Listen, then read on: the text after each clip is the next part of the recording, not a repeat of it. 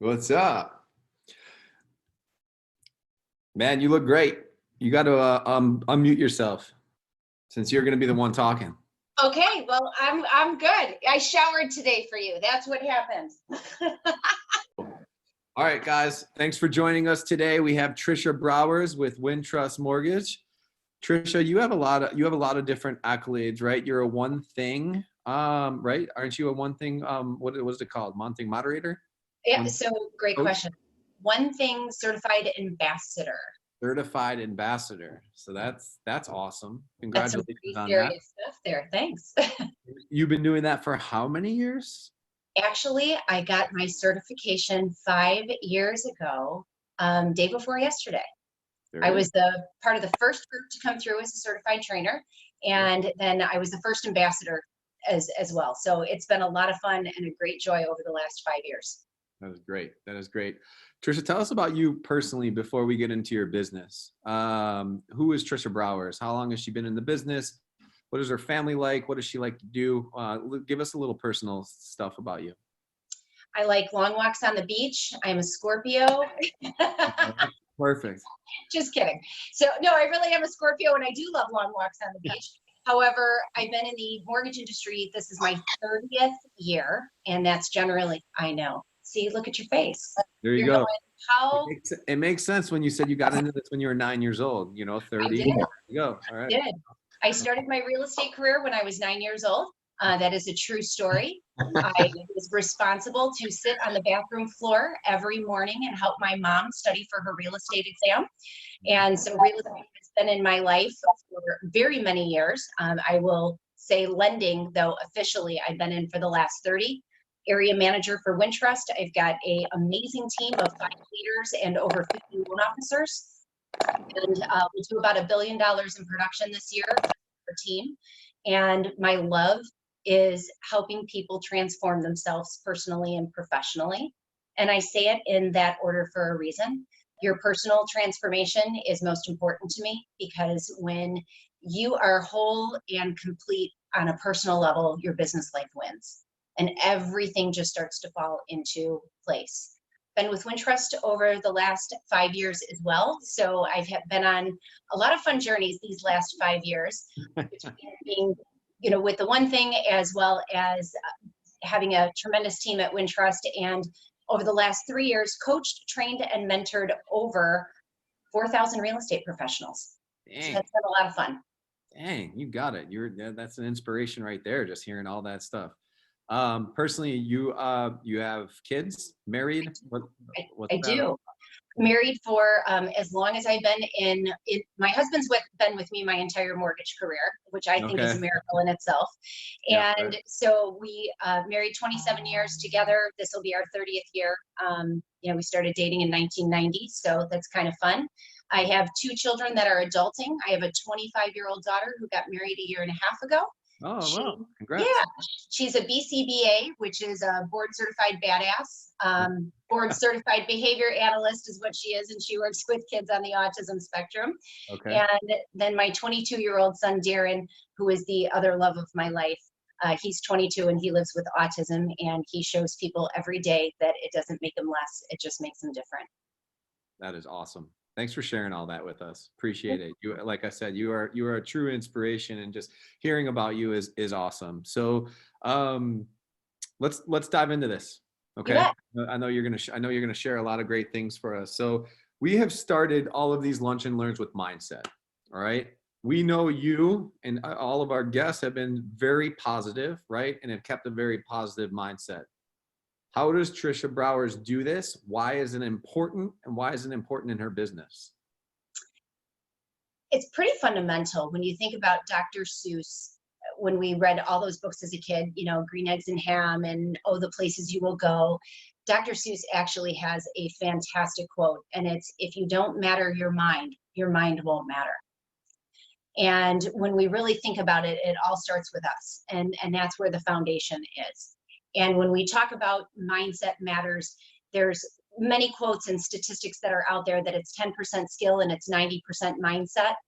Mm-hmm. Mindset does matter. And from a coaching perspective, when you think about it from this perspective, and we talk about transformational coaching, your thoughts become your beliefs and your beliefs become your actions. Think about that. Your thoughts become your beliefs, and then your beliefs become your actions. So the narrative that you're telling yourself is your thoughts. What story are you telling yourself? Are you telling yourself about what's possible, or are you telling yourself it's impossible? Are you saying this is something I can do, or is this something I can't do? And really, in our environment right now, we're tending to focus on all of the things that we can't do. It's human nature. I can't go outside. I can't do this. I can't do that. Shift your focus. What can I do? What can I do because I have technology? Still meeting with you today. What can I do because I have this database of amazing people that I could be calling and having care and concern conversations with? It's really about starting with, if our thoughts become our beliefs, what story are you telling yourself, and what is your mindset, and how do we reset our mindset? And there's a lot of things that we can do with that to make sure that our mind is on straight. And when we think about it, Gary and the leadership have encouraged you to think about this time and picking up material, right? Reading Shift, reading The One Thing. What can you do to get aligned with your mindset? And what's fun is, one of the things for me in my mindset is I had to recognize that it's not about a shift in market, it's a shift in mindset. And thinking about how many things are shifting. And as we're having people join, if I were to say to you, Joe, okay, tell me what's shifted in your life in the last 30 days, what would you say? In the last 30 days, what has shifted in my life is just basically the ability to freedom, a little freedom, right? And the ability to go places. Okay. All right. So less freedom to go places. All right. So Nico, I saw you out there. Nico, what shifted for you in the last 30 days?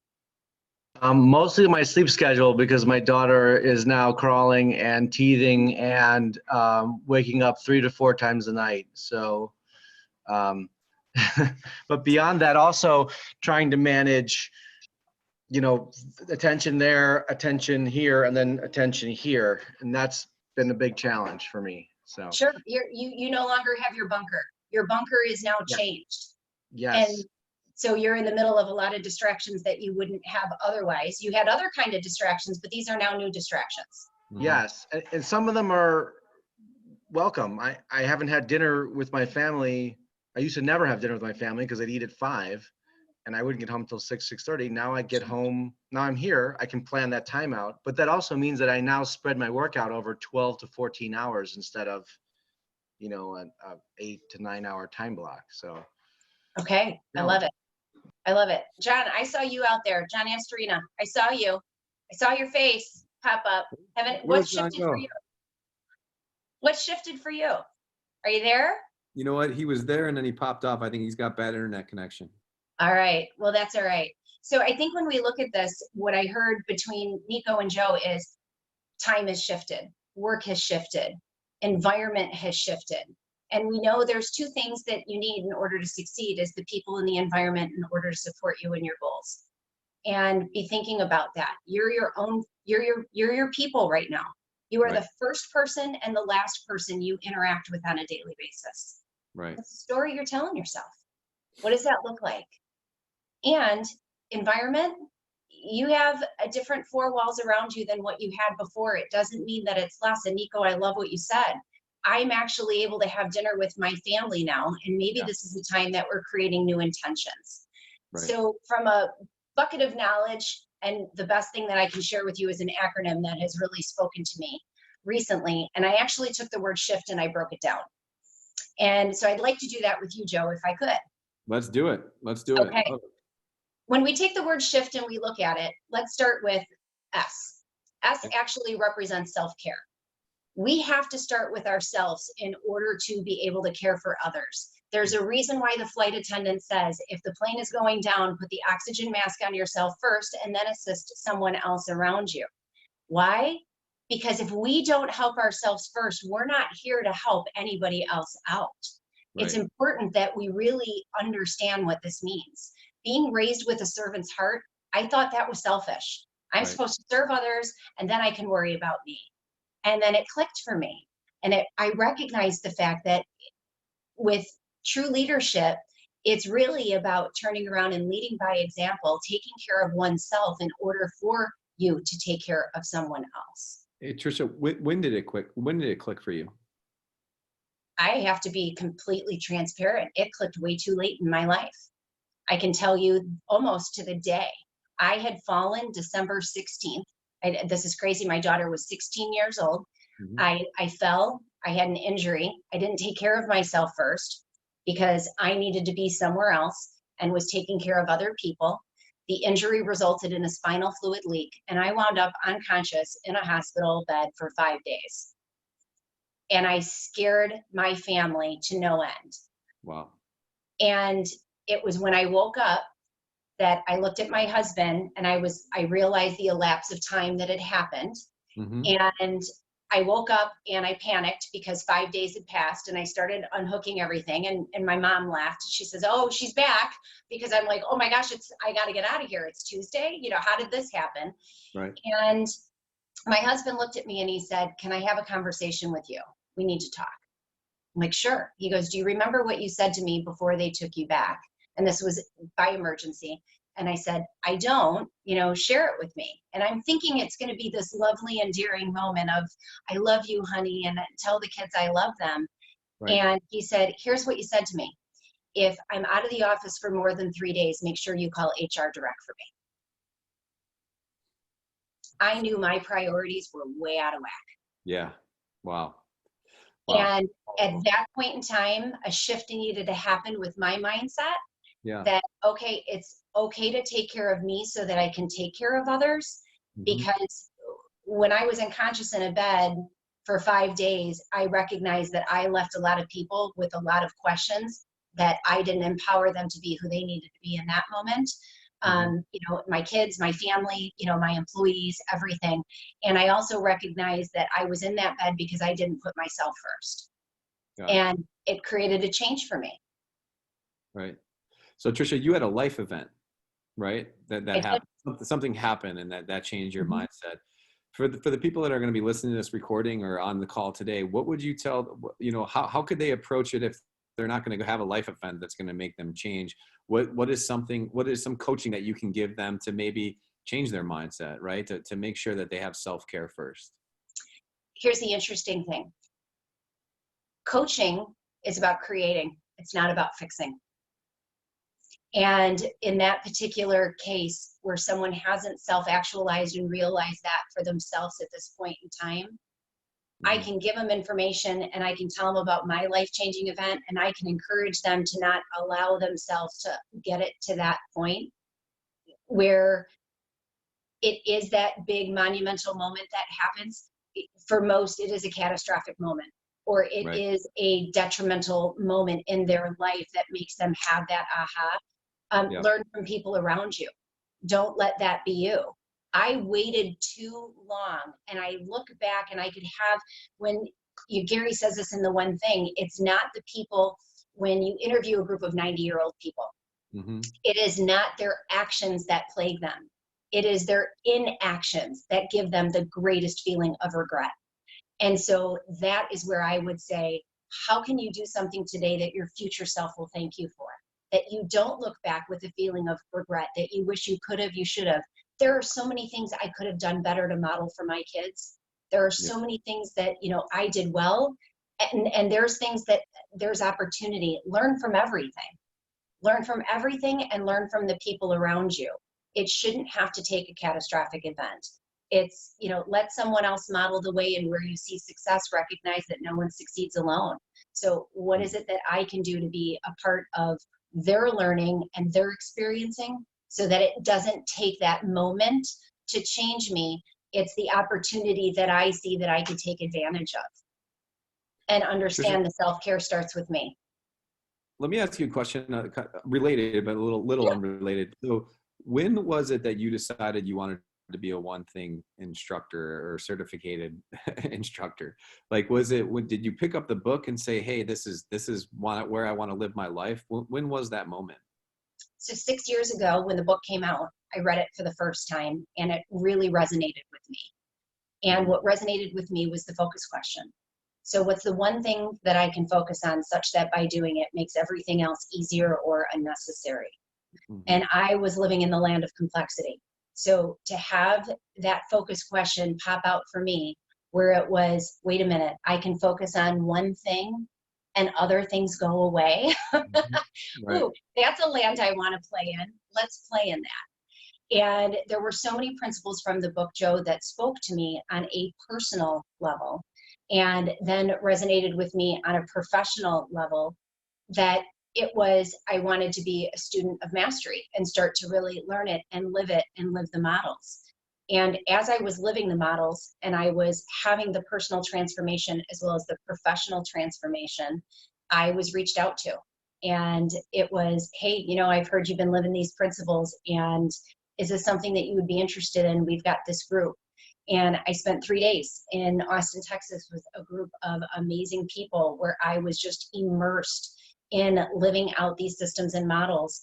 And honestly, the first 2 years after I was certified, I will tell you that it was implementing for myself. Over those first 2 years, I can instruct and I could have conversations, and I was living it. Right. It wasn't until about 3 years ago that I was really living it and breathing it and going, okay, if I'm truly going to live out my mission, which is to reach the most amount of people in the least amount of time, making the greatest amount of impact, how can I take this to the next level? And that's where the passion came from. You know, 6 years ago when I read the book, that's where the passion continued 5 years ago when I became certified. And I'll tell you, these last 3 years in particular have been where I feel like I'm so incredibly grateful to have this platform to reach people in a for-profit, non-for-profit. You know, this isn't about selling real estate, friends. This is about how do I live the best life possible in all of these areas of my life and know that I've got the ability to make an incredible difference, not by soaking up all of my time, but by knowing where I need to put my focus to get, you know, the extraordinary results. Because I didn't wake up to be average. I don't think you did either. Right. And Tricia, what about, you know, with your acronym for SHIFT here, what about, how are you living the focus in question with your self-care? So that's fun because it's all about H. Great segue. H is habits. H is habits. It's about creating habits. And it's so interesting because so many people have had to abandon their routines during this time. You know, I was in a yoga studio 5 days a week, and I miss my yogis. I miss them incredibly because that's part of my community. Here's the whole thing. Just because we're establishing a new normal right now doesn't mean that we need to abandon our goals. You know, I still have a fitness goal. I still need to get active each day. It just looks a little different. I still have a business goal. I still have goals that I want to meet this year. You know, giving up on a goal because of a setback is like slashing 3 of your other tires because one is flat. Why would we even consider doing that? What do we need to do and what do we need to create? And I think that's where J.M. Alexander says, here it is, folks. Your futures don't decide your habits. Your habits decide your future. So what do you want to create? What do you want to create? It's a great quote, isn't it? I love it. And it is. It's about habits, and it's about creating habits. It's not about what we can't do. It's about what we can do. So Tricia, what would you, again, because you're a coach and you know your inspiration, what about the people who are not sure about their habits or have bad habits, or how do they change habits? I mean, we live in this real estate world where, hey, you know, we're entrepreneurs and we have these great, you know, we have these great visions and things like that. But at the end of the day, sometimes our habits are off, right? You know, like we focus on the shiny objects and not the income producing activities, right? So what does Tricia Brower say? How does she coach to that? Here's what I say. It's not about breaking habits. When we talk about, hey, I've got to break that habit, that sounds yucky and messy and hard, and I want no part of it. If you say, Trish, that's a bad habit and you need to break that, I'm like, I'm done. Think about it from this perspective. It's not about breaking any habits. It's about establishing new ones. What do you want to create? What do you want to create? What habit do you want to create? And by the way, you have to go so small with it that it makes it easy. And maybe let's use fitness as an example in your physical well-being, okay? Because you're your first environment. So when we talk about our environment supportive of our goals, you are your first environment. Right. Think about a fitness habit. I'm getting in a habit of sitting in my chair for 16 hours a day in front of my computer, which really isn't a great habit to be in. And I think everybody would agree with that. Yeah. What if I set a timer and only allowed myself to be in front of the computer for an hour, which is the average length of a normal appointment or time block anyway, and have a new time block for 5 minutes where I do something physical?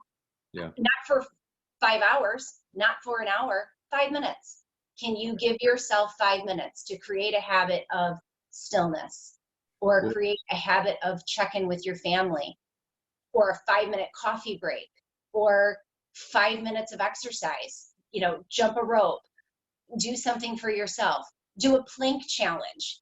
There's so many fun things that you could do in that 5 minutes to give that. And then when you start to create that habit, and it's a great time to do a 66-day challenge, when you create that habit, okay, now what's next? Give yourself permission to add something else, but it's not about doing many things or creating a lot of new habits. Pick one. And if you can give yourself permission to do another one after you master the first one, awesome. But just focus on one. That's it. Keep it simple. Yeah, and I mean, just the simplicity of it, right? Like I remember John Schumacher telling me after he read James Clear's is it James Clear? Yeah, Atomic Habits, right? And he said, listen, I'm just gonna form a habit of getting into my workout clothes, right? Right, Shoes? He said, like, if I get into my workout clothes, the odds are, right, that I'm going to go work out. But he's not going to put the metric in place of like, listen, I'm working out every day. I'm just going to get in my workout clothes, right? Okay. Forming that habit. I will be totally transparent. That was an excuse for me. I don't want to wake up people around me, and an early morning workout isn't for me because, I'm rifling through my stuff, blah, blah, blah. I slept in my workout clothes. True story. I had my shoes at the end of my bed. You're dirty and messy anyway by the time you're done with the workout, so what does it matter? I would sleep in my workout clothes so that all I need to do was roll out of bed and put on my shoes and I'm out the door. I eliminated the excuses for myself. It was just, once I got in the routine, now I just lay out my clothes. I don't need to sleep in them anymore. It was just starting to drive that behavior, which goes to it's acting with intention. How do I be more intentional and switch my thoughts from entrepreneurial, which is, what gets us going, and that's what comes natural, to being purposeful about it, which is what comes unnatural. And when we act with intention, my intention was, I am going to get up and I am going to do this. So what do I need to do to ensure that happens? How can I be more purposeful about that? And when we start to do that, that's where the magic happens. Right. But that struggle's real, right? Being intentional. Would you agree with that? Yeah. Absolutely. Well, it's like we have these great thoughts and we want to do it, but being intentional is not easy, right? I'm sure you tell people that. So again, I'm going to ask you again, how do you coach to that, or can you coach to it? It's about understanding about being a little bit extra. And when you take the word, when you think about, one thing is all focused on the simple truths behind extraordinary results. I'll just say that one more time. It's the simple truths behind extraordinary results. When you take the word extraordinary and you break it down, it's extraordinary. An average approach is going to get you average results. An extraordinary approach, it's being a little extra. And this is where my 25-year-old, if she goes, oh, Mom, that is so extra, I will not take that as a negative connotation at all. I will stand in that space every day. I will be extra all day long. Because what that means is it's separating me from the sea of sameness of everyone else that's out there. So what can I do to be a little extra? It's not about being, crazy over the top. It's acting with greater intention and doing it this much better today than you did it yesterday. It's about incremental growth. This much better today than yesterday. Okay, great. Yeah. You had database calling as your objective today, that you wanted to have 5 quality conversations. Great. What's a quality conversation? We can walk through that Right. and talk about that. And maybe you got off the phone and said, I just had the most amazing 10-minute conversation ever with someone. Fantastic. Let me ask you one question to ask yourself. Is there something that I could do to make it better? You will always find something. It's not about doing a lot of things. It's about doing one thing that much better than what you did it before to get you the growth that you're looking for, to lead to the result that you want. Yeah. That's how we start acting with intention and being more purposeful, is taking a quick look back, snapshot to say, can I have done this a little bit better? And what would that look like? And then, by the way, implementing it the next time. Yeah. It's not just about identifying it. It's about, if you're truly going to act with intention, it's about implementing it, which goes back to the acronym. And when we move on to F, it's foundation and focus. Right. What do I need to focus on? And when I am really clear on what my foundation is and what my purpose is, this is where the iceberg shows up. It's on page 133 of the One Thing. And you've got, on the very bottom, I actually have one here. It'll probably show up in reverse. Okay, but what is below the waterline is not what people see. This is what you see. Are you grounded in your purpose? And once you can identify what that is, which is your foundation, you can start to build priority around it. When you build priority around it, that's what you see. What everyone else sees is above the waterline. That's the productivity and the profit. And profit doesn't always show up in a dollar sign. Profit can show up in relationships. Profit can show up in many, many ways. And when you've got a really clear foundation and you can focus on it, that's where the priority needs to be. And so it's, okay, what's the one thing that I can focus on, such that by doing it makes everything else easier or unnecessary. And that's really where the transformation happens, which is T. Transformation happens, and it goes back to how we started this, Joe. If our thoughts become our beliefs and our beliefs become our actions, what do we want to tell ourselves? What narrative do we want to say of what's possible? Because quite frankly, when you look at the whole shift and you look at all of it, and SHIFT, if you're not clear on your foundation and you take F out, what's left? Yeah. All right. That's not exactly a land I want to live in. And this is where I'm sure other people are laughing, going, oh, I've got a pile of what left? Yeah. I was hoping I was going to have a little poo emoji that I could put in the screen. Oh, that would have been great. Actually, the way that this is shaped, I could probably turn it around and make it look like that little emoji. Yeah. So Tricia, that's an awesome acronym. Thank you very much for that. It's very powerful. You're a One Thing instructor, right? So it's difficult, right? I mean, it's difficult. You can listen to the podcast, you can read, you could do all this stuff, but focusing on one thing would you agree that focusing on the one thing is very difficult? And how do you answer that focus question, or how do you recommend somebody finding their one thing?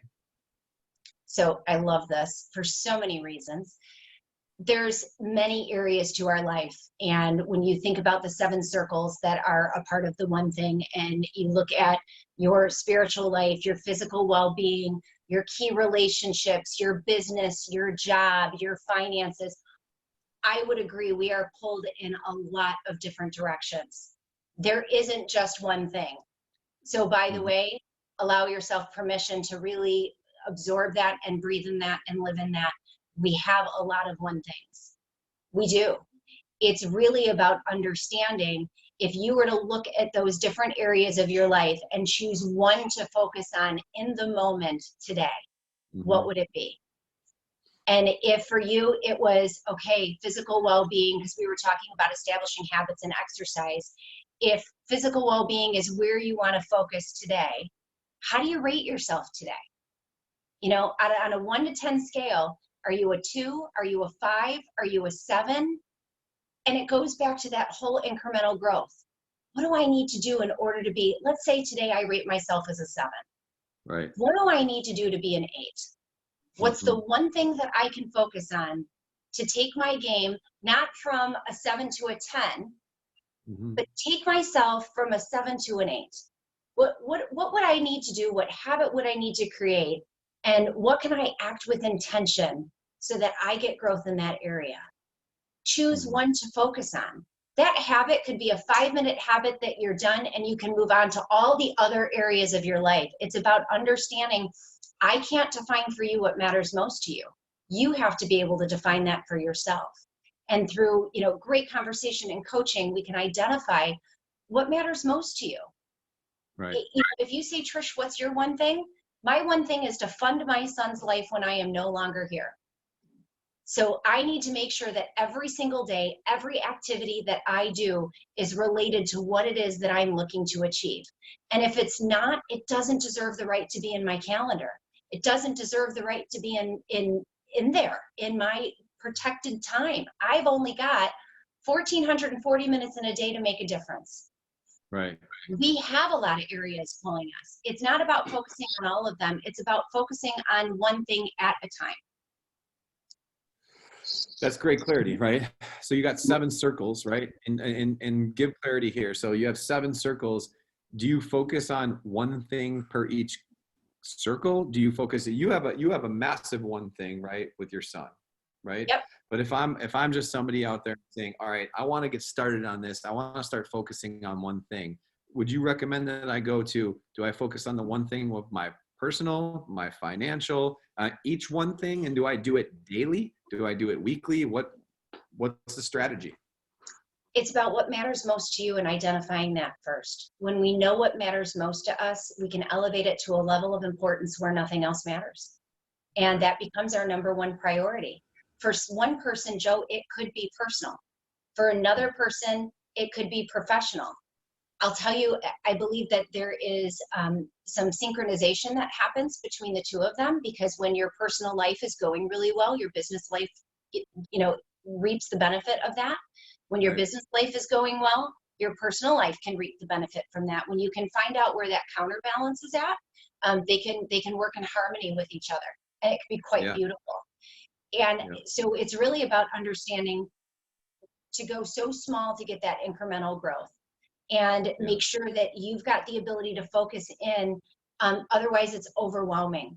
And for each person, it is going to be different because it's a personal journey. It's like anything. I can say to you, Joe, this is where I think you should start. Yeah. Joe, this is it. This is your moment. That's my opinion. And I'm impressing that on you when that may not matter most to you. And if it doesn't matter most to you, you are not going to put the time, the energy, the effort, and the, the passion behind that. Right. That's where it's a great coaching conversation to identify what matters most, identify what that looks like, and how can we go so small with it so that you can say, you know what, this is something that I can do, I choose to implement, and then start to create a habit out of it. And when you do that, then you get to move on to the next thing. That's awesome. It's not about doing everything. It's about doing what matters most. So I heard Jay Papasan or Gary Keller, I forgot who, say, hey, if you're not sure what your one thing is, that's your one thing, is to determine what it is. Yeah. Right. To look and identify what that one thing is. Yeah. So Trisha, the other thing you just said, which I wanted to spend a couple minutes on here, is work-life balance. So I've been in the industry for 20 years, and I've had a lot of conversations with a lot of agents, and they're like, oh, if I could just have some work-life balance, right? Then I get into Keller Williams and I hear from Gary Keller, and he says there's no such thing as work-life balance, right? That, like you said, it's counterbalance, right? So talk about that. Talk about what that means to somebody. I can give you a perfect example because I'm living it out right now. When you are in, from a real estate perspective, when you are in spring market, your heightened market season, right? If you tell the people around you what you're up to, they certainly understand. When you say to your family, here's the whole thing, I need to be at work so I can be fully present at work and fully on there with limited distractions, so that when I'm with you, I'm fully present and I'm with you with limited distractions. That's all about the counterbalance. It's a dance that we do. It's about understanding that the pendulum is going to swing. And sometimes it's going to swing more towards work. Sometimes it's going to swing more towards that. Sometimes it's going to swing back and it's going to swing more towards family. And it's about making sure that you are enlisting the support of others and letting them know what it is that you're up to. Right now, we are in the largest volume that I have ever seen in my entire mortgage career. And I've been through a lot of volume surges. This is a very unique one because it's coupled by not only high volume, it's also coupled by industry changes, moment by moment that's happening. And so we're having to perform on very high levels. And right now the pendulum's swinging, and the pendulum's swinging more towards work than it is for family. And so this is where I have to enlist the support of those around me to let them know, okay, pendulum swinging. It's all about the counterbalance. And this is where I need to be so laser focused with limited distractions so that, by the way, when I'm with you, I'm with you. And that's part of making a commitment too, that I'm not picking up my phone when I'm with them, that I am truly with them when I'm with them. And I can't stress enough about the enlisting support and telling people what it is that you're up to. Because if you can't tell your story, no one can. Yeah. Hey, Trisha, I've had a lot of moms reach out to me for these lunch and learns, right? You're a mother, and they're like, this is really tough for me right now, right? You know, because, and kudos to all the working moms out there. They're amazing people, right? But hey, listen, all of a sudden, out of nowhere, a snap of a fingers, they're a wife, right? They're a mother, they're a teacher now, right? And then they're a business owner. So how does the one thing help them in their world where they have all this chaos going on in the world? How are you structuring your days? So you've missed a few hats. You missed the counselor, you missed the principal, you missed the cook, you missed the maid, you missed the doctor, you missed the nurse. So moms, I got you. I had to stop it because I could have went on for an hour, right? There's a lot of hats that we are wearing, and it's really about understanding, you know, here's the whole thing. What hat do I need to wear in the moment, and recognize that we are navigating situations that we've never had to navigate before. So it's giving yourself permission to learn and to be a student in this, to say, okay, today this is what we are going to look at implementing, and we're going to see where we have success and where this works, and setting up certain time blocks to do certain activities. I was coaching an agent from the Bloomington office down south, and we were having this conversation about this exact thing. So I love that you brought this up. And it's, you know, everybody is in my bunker. This was my bunker, and now my bunker has 5 people living in my bunker that weren't in my bunker before. How do I manage this? Like, great question. How do you manage it? Let's walk through that. What's your day look like? And what we established is time blocks. And she's got a time block for her calling, and she is doing that synonymous with her kids' schoolwork. And it's, okay, if you've got 60 minutes of schoolwork, I've got 60 minutes of work. And what we're going to do is I'm going to be laser focused, you're going to be laser focused, and then we're going to come together for a 15-minute time block after that. And that 15 minutes is going to be, tell me about what you learned. You know, tell me about where you're struggling, what your questions are, holding them. Otherwise, it would be constant interruption because mom's accessible. And it's almost about creating those boundaries. Mom's not accessible during this time, but mom's accessible during this time. And then mom's not handling business during that time. And she's walking through the questions about the learning material as an example. And then they each go back into their time blocks again. Okay, I've got an hour's worth of work to do. You've got 30 minutes worth of work to do. And when you finish that work, then you get 30 minutes of free time. How would you like to spend your free time today? And they're almost starting out with a huddle in the morning, establishing this and working through their day. And then, by the way, they're talking at the end of the day to say, okay, team, what worked and what didn't work? What worked today? What did success look like to us today? How'd we do? And it's almost like doing, ready, a 411 with your family to say, okay, what are our priorities for today? How are we going to know that we got there? Hey, how did that feel? You know, what do we want to do differently? And it's really taking that model into the home.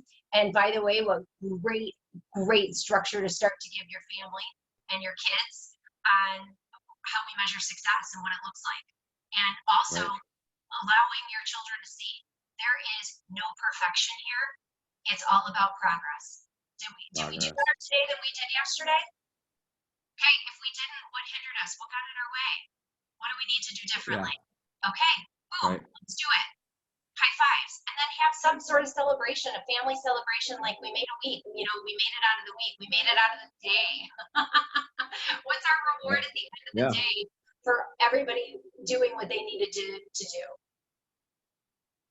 Reward the wins. Trisha, there are so many points there, right? You discussed time blocking, right? You discussed progress, not perfection. You discussed rewarding yourself, okay? So let's combine all three of these here for a second, all right? We all, like I saw Brian Moon come into, I talk to Brian Moon all the time about this, the power of time blocking, but like we get discouraged when we don't do it, right? Like we're like, oh, I failed again today. I was coached by Dan Sullivan, and he always told us that like, hey, you just have to get to 80%. Like if you do it 80% of the time, you're winning, right? You know, or you progress, and don't beat yourself up if you don't start at 80%. And you know, if you start at 30% and you work your way up to it. So how do you coach to that as far as, all right, we're recommending live by time blocking, right? We're recommending getting progress, not perfection, and then rewarding ourselves. Okay, so here's the fun thing about this. You brought up something about the 80%, and I want to throw this to Pareto's principle. The majority of what we want can come from the minority of what we do when we know what we need to focus on. What's in your time block? And, you know, are the things that are in your time block the essential things, your top 20% in order to get your 80% result? And when we're looking at our time block and what we put in there, if it's truly what matters most, and to your point, we're great about creating time blocks. We're lousy about implementing them and honoring them. Right. We can, and that's the challenge of life right now that comes in because, you know, we've got a lot of distractions. So I've got 4 hacks that we talk about in the one thing on how to protect your time block, because we can establish it. And what should go in the time block is your essentials, the things that you need in order to say, this is directly related to what it is that I'm looking to achieve. You know, it's the activities that lead to the results. That's what should be in your time block. 4 hacks. First thing is build a bunker. You're in a bunker, you need to have a bunker within a bunker. Do you have an office in your home? Do you have a place that you can call with a door that you can shut the world off or shut other people off? Build a bunker. Put yourself in a path where you're setting yourself up for success. The more distractions you have, the less likely you are to honor that time. So think about where you could be the most successful. And if your dining room table is your office right now, okay, where is everyone else? And so if your dining room table is your bunker, I'm pretty confident that unless you're in a studio, there's a bedroom somewhere. You know, that bedroom could be your bunker. And maybe when you're doing your calling, you put yourself there instead of, you know, in the middle of where you need to be. And everybody's life is going to be a little different just because of the ages of their kids if they're schooling at home. So think about your bunker within your bunker. So build a bunker. The second is store provisions. If you are in your bunker and you've got an hour time block to accomplish your most important work, because we've deemed this is what matters most right now, if you go to your kitchen for a cup of coffee, you basically just told everybody that you're available. Right. And, you know, then, you know, ooh, something smells good. Somebody just made lunch. What did they just, you know, what are they eating? And the next thing you know, you're robbing yourself of your time to be productive. So store provisions, have what you need around you to be successful during the time that you're doing your most important work. The third thing is sweep for minds. You've got a lot of landmines all over your house right now, all over your place of being, and be thinking about what that is. If you're working on your most important work, nothing else deserves your attention. Sweep for minds. Is it your email? Is it your, you know, text notifications? What is it? That is, identify what is going to rob you from being productive and make sure that it's eliminated when you need to be laser focused on working on what matters most. And the last thing is enlist support. Make sure you tell the people around you what it is that you're up to. And if you're going into a time block, Joe, I'm sure You were going into a time block for this 45-minute call. Nobody has bothered you because you probably told everybody around you, hey guys, I'm going into a Zoom call from 12 to 12:45. I'm all yours after this period of time. Don't bother me. Actually, Tricia, however you delivered that message. actually, I went into the kitchen. I said, "Hey, yo, family, what time is it?" And they all said, "Lunch and learn time." So, so they all need to be quiet. All the kids get it. You know, they're in there eating lunch, just like whispering, right? I love So, it. Well, and again, that's yeah, a listing support. And so, those are four hacks that we talk about just to make sure that you can respect your time block. And by the way, that happens within the four walls that you're in or outside in this big world.